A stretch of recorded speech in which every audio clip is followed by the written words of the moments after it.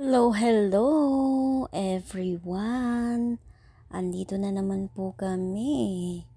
Kami ay nagpunta na naman ng dagat ulit guys kasi sinusulit na ni Banana ang kanyang pag-vacation kasi mag-work na naman si Banana.